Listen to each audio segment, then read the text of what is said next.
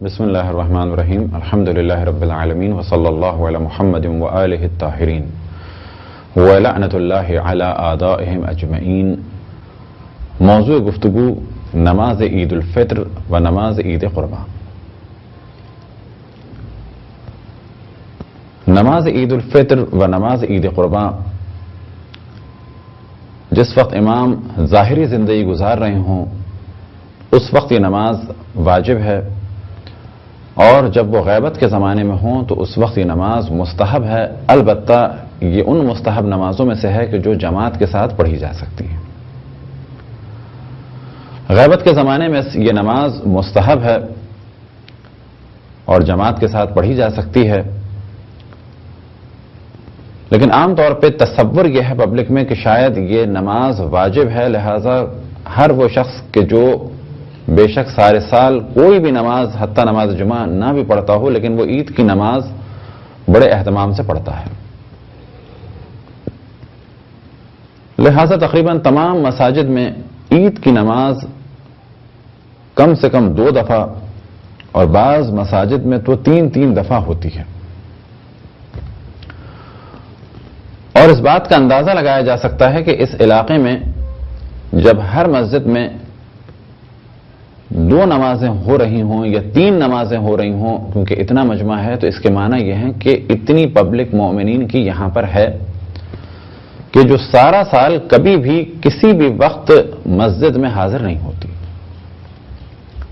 لہذا اگر اس اہمیت کو دیکھا جائے تو اندازہ لگایا جا سکتا ہے کہ عید کی نماز ایک خاص اہمیت کی حامل ہے، کیونکہ جو سارے سال کبھی بھی کہیں بھی نہ جاتا ہو لیکن عید کی نماز میں ضرور حاضر ہوتا ہے، اور اسی بات سے اندازہ لگایا جا سکتا ہے عید کی نماز کے خطبے کی اہمیت کا۔ یعنی اگر مسجد میں ہر روز واعظ کی جائے تو ممکن ہے کہ فقط چند افراد یا چند 100 افراد ہوں، اور اگر جمعے کو واعظ و نصیحت کی جائے تو اس سے زیادہ افراد ہوں گے، لیکن اگر عید کی نماز کو دیکھا جائے تو اندازہ لگایا جا سکتا ہے کہ ہر مسجد بھری ہوتی ہے اور روڈ تک صفیں پہنچی ہوتی ہیں، اور اس کے بعد پھر دوبارہ ایک نماز ہوتی ہے۔ تو اگر واعظ و نصیحت اور دین فہمی کا کام اور دین پہنچانے کا کام خصوصاً عید کی نماز میں ہو تو کہا جائے گا کہ بہت سارے لوگ جو نہیں آ سکے پورے سال یا نہیں آتے پورے سال، کم سے کم اس دن وہ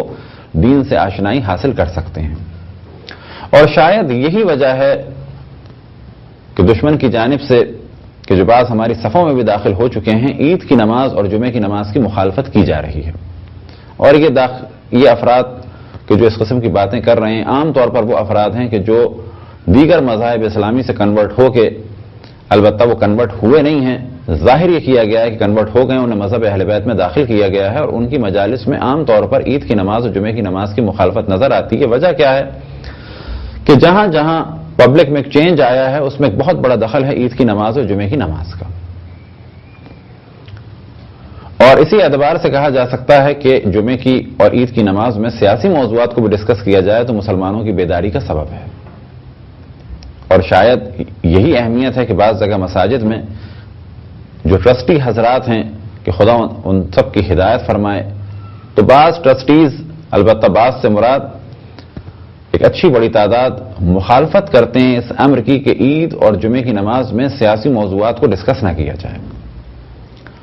ان میں سے بھی کچھ جاہل ہیں اور کچھ دشمنوں کے ہاتھ میں ہیں جو مذہب حق اہل بیت کی ترویج اور تشہیر کے مخالف ہیں اور ہماری صفوں میں داخل ہیں۔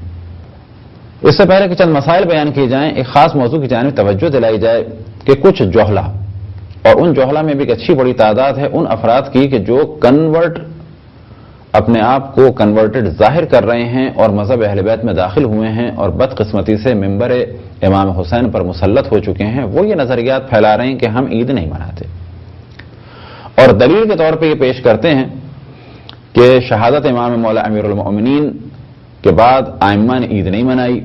یا یہ کہ شہادت امام حسین کے بعد ائمہ نے عید نہیں منائی، تو یہ نظریہ بالکل غلط ہے۔ مولا امیر المؤمنین کے بعد بھی عید منائی گئی اور امام حسین علیہ السلام کی شہادت کے بعد بھی عید منائی گئی، خصوصاً شہادت امام حسین علیہ السلام کے بعد اگر امام زین العابدین علیہ السلام کی دعاؤں پر دقت کریں تو ان دعاؤں میں سے ایک دعا ہے عید الفطر اور عید الاضحیٰ کی دعا،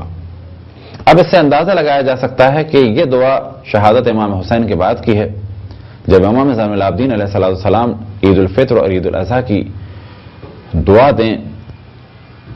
اور مومنین کے لیے دعا ہو کہ وہ اس دن دعا پڑھیں۔ اب رہ گیا یہ موضوع کہ شعر بیان کیا جاتا ہے، اور جو بعض ویب سائٹس میں بھی ہے کہ امام زین العابدین نے فرمایا کہ لوگ عید منا رہے ہیں اور ہم غم میں مصروف ہیں، تو ہاں یہ واقعہ کربلا کے بعد کچھ سال تک یہ سلسلہ رہا، لیکن اس کے بعد عید منائی گئی، اور بلا شک اگلے مرحلے میں امام محمد باقر علیہ السلام اور پھر امام جعفر صادق علیہ السلام اور بعد میں باقی ائمہ علیہم السلام نے عید بھی منائی، عید کے احکام بھی بیان کیے۔ لہٰذا عید کی نماز کا طریقہ ہو یا عید کے مستحب اعمال ہوں، غسل ہو، خوشبو لگانا ہو، اچھا لباس پہننا ہو، مومنین سے ملنا ہو، یہ ساری چیزیں واقع کربلا کے بعد بھی ائمہ نے بیان کی، اور کبھی بھی کسی امام نے یہ نہیں فرمایا کہ عید نہ منائی جائے۔ اب یہاں پہ ایک اور سوال ذہن میں آتا ہے کہ عید کے دن سوگ منایا جائے، تو کہا جائے گا عید کے دن سوگ منانا تعلیمات ائمہ کے بالکل خلاف ہے، ہمیں عید منانی ہے جس طریقے سے ائمہ نے عید منانے کا حکم دیا۔ رہ گیا مسئلہ یہ کہ عید کے دن گانے سنے جا سکتے ہیں، تو یاد رکھیں عید ایک مقدس دن ہے، چاہے واقع کربلا ہوتا یا نہ ہوتا، گانے سننا تو ہر صورت میں حرام ہے۔ اب اگر کوئی عید کو یوم سوگ کہے یا سیاہ لباس پہنے تو یہ تعلیمات ائمہ کے بالکل خلاف ہے، اور کسی بھی شخص کو یہ حق نہیں پہنچتا کہ وہ اپنے آپ کو ائمہ علیہم السلام سے زیادہ واقع کربلا سے محبت کرنے والا ثابت کرنے کی کوشش کرے، کیونکہ جب امام زین العابدین علیہ السلام ہی نماز عید الفطر اور عید الفطر کی دعائیں اور عید الاضحیٰ کی دعائیں بیان کر چکے ہیں، تو پھر اب کسی بھی شخص کو، خصوصاً جو دشمن ہماری صفوں میں کنورٹ کر کے ظاہر کنورٹڈ شیعہ بنا کر داخل کیے جا رہے ہیں، ان سے امت کو بچنا چاہیے۔ اب یہ کہنا کہ عید کے دن امام حسین کا ذکر نہ کیا جائے، تو ہم جواب دیں گے عید کے دن امام حسین کا ذکر کیا جائے، لیکن اس طریقے سے کیا جائے جس طریقے سے ائمہ علیہم السلام نے ارشاد فرمایا ہے، اور وہ ہے ذکر امام حسین کس صورت میں؟ زیارت روز عید فطر اور زیارت روز عید الاضحیٰ کی صورت میں۔ زیارت پڑھیں امام حسین کی۔ کیا امام حسین پہ عید کے دن رویا جا سکتا ہے؟ تو کہا جائے گا اگر دوران زیارت آنسو بہہ جائیں تو بلا شک اس سے بڑھ کر کوئی بھی عمل نہیں ہو سکتا، لیکن یہ کہنا کہ ہم عید نہیں مناتے، اس کا حق کسی بھی شخص کو نہیں پہنچتا۔ اور پھر ہم توجہ دلائیں کہ کیونکہ ایک بہت بڑی تعداد عید الفطر میں شریک ہوتی ہے، اس کے خطبے کی بہت زیادہ اہمیت ہے، تو کوشش کی جا رہی ہے کہ مومنین کسی بھی ایسی ایکٹیویٹی میں شریک نہ ہوں کہ جس سے لوگ بیدار ہوں۔ لہذا خصوصاً ہمارے انڈیا پاکستان میں دیکھا جا سکتا ہے کہ مساجد میں مساجد کی انتظامیہ کی جانب سے مومنین کی تعلیم و تربیت کے لیے تو کسی قسم کا کوئی کام ہی نہیں ہوتا۔ ہاں یہ ہو سکتا ہے کہ سارے سال چندہ جمع کیا جائے، اس کے بعد کسی انتہائی بے دین قسم کے اور جاہل قسم کے ذاکر کو 10 لاکھ روپے دے کے مومنین کو دین سے دور کروایا جائے، یہ تو ہو رہا ہے۔ لیکن ایک عجیب تعجب کی بات ہے کہ سال کے 365 دن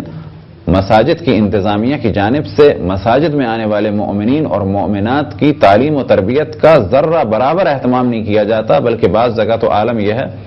کہ اگر مساجد میں درس رکھنا بھی چاہیں تو انتظامیہ اجازت نہیں دیتی۔ تو اس جانب توجہ رہے بانیان مجالس کی اور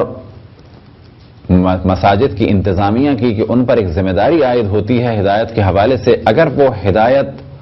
کا کام انجام نہیں دے رہے تو گناہگار ہیں، اور اگر وہ ہدایت کی راہ میں رکاوٹ بن رہے ہیں تو گناہگار کے علاوہ بہت ہی سخت ترین سزا میں مبتلا ہوں گے، کیونکہ وہ اللہ سبحانہ و تعالیٰ کی راہ ہدایت میں حائل ہو رہے ہیں۔ یہ ایک مختصر گفتگو تھی عید کے حوالے سے۔ بس مومنین عید منائیں اور ساتھ میں زیارت امام حسین پڑھیں، اور اگر آنسو بہہ جائیں تو نور علی نور، لیکن عید منانی ہے اور اس کو یوم سوگ نہیں منانا ہے۔